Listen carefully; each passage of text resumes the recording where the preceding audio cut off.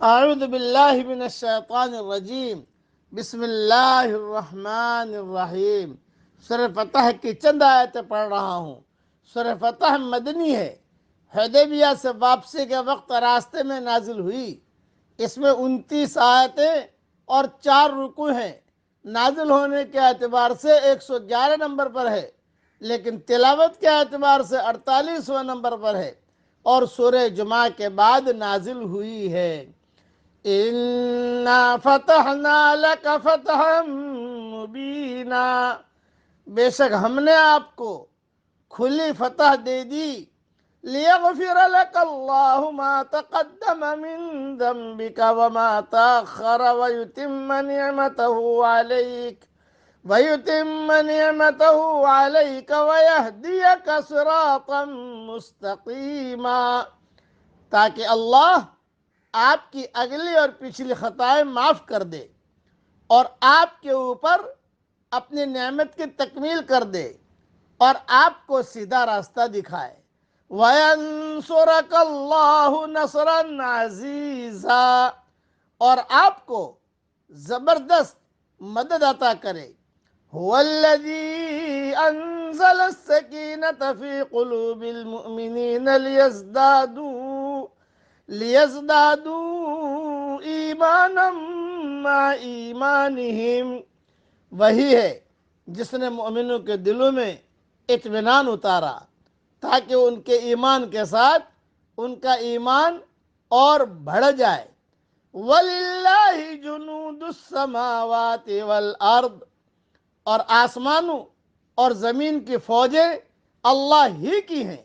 وَكَانَ اللَّهُ عَلِيمًا حَكِيمًا، اور اللہ جاننے والا، حکمت والا ہے۔ لِيُدْخِلَ الْمُؤْمِنِينَ وَالْمُؤْمِنَاتِ جَنَّاتٍ تَجْرِي مِن تَحْتِهَا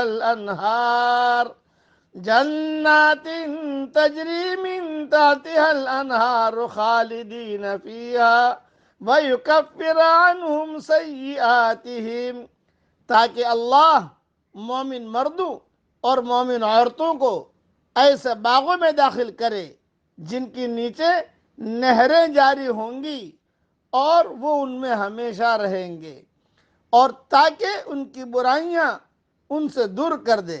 وَكَانَ ذَلِكَ عِندَ اللَّهِ فَوْزًا عَظِيمًا، اور یہ اللہ کے نزدیک بڑی کامیابی ہے۔ مختصر تشریح اس کی سن لیجئے۔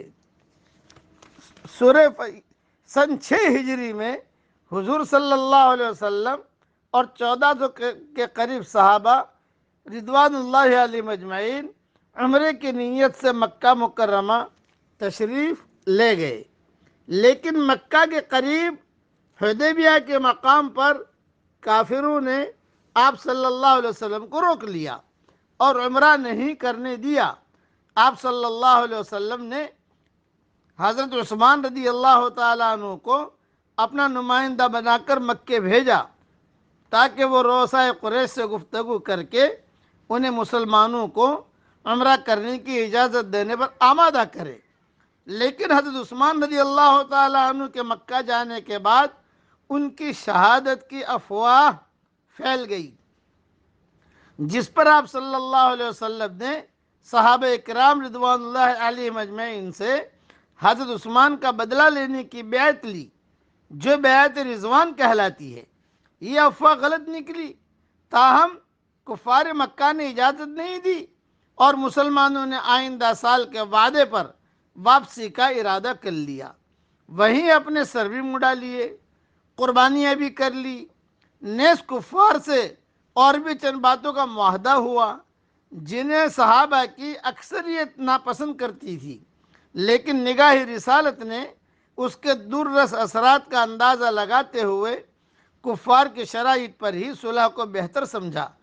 حدیبیہ سے مدینہ کی طرف آتے ہوئے راستے میں یہ صورت اتری جس میں صلح کو فتح مبین سے تعبیر فرمایا گیا۔ چونکہ یہ صلح فتح مکہ کا پیش خیمہ ثابت ہوئی اور اس کے 2 سال بعد ہی مسلمان مکہ مکرمہ میں فاتحانہ طور پر داخل ہوئے، اس لیے بعض صحابہ کہتے تھے کہ تم فتح مکہ کو فتح شمار کرتے ہو، لیکن ہم حدیبیہ کے صلح کو فتح شمار کرتے ہیں۔ اور حضور صلی اللہ علیہ وسلم نے اس صورت کے بابت فرمایا کہ آج کی رات مجھ پر وہ صورت نازل ہوئی ہے جو مجھے دنیا و ما فیہا سے زیادہ محبوب ہے۔ صحیح بخاری میں سارا مضمون موجود ہے۔ مطلب کہ سورہ فتح یہ حضور صلی اللہ علیہ وسلم کو دنیا و ما فیہا سے بھی زیادہ اچھی لگتی تھی، ٹاپ ون ہے، یہ سمجھ دیجیے آپ۔ اسی لیے اس کے پڑھنے کے فوائد بھی علماء نے اپنی اپنی کتابوں میں لکھے ہیں۔ بقیہ تفصیل میری ریاض التفسیر میں انشاءاللہ دیکھ لیجئے گا۔ اللہ تعالی ہم سب کے لیے بھی فتح مبین کا معاملہ فرمائے، آمین۔ وآخر دعوانا ان الحمدللہ رب العالمین۔